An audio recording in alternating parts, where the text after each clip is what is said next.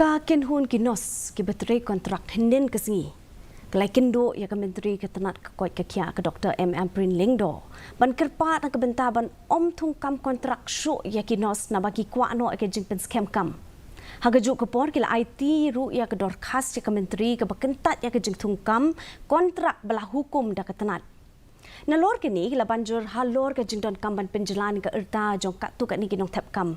Bat kuak ban pen pai biang ya ke pisa jong gitu ke belah tep nah ke bentar ki kam kontrak.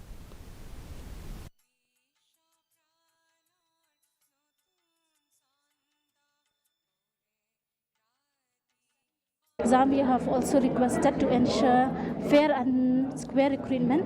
So based on this, we have requested that they should display the marks of all the candidates, including those who passed the exam and those who didn't pass the exam.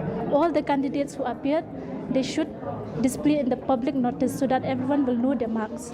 Then another thing is, because this exam they said that it will be based on OMR based sheet. So we have requested for timely declaration of result. So they said that they will ensure within 72 hours. If not 72 hours, they will work out with it, but they will make sure within 72 hours.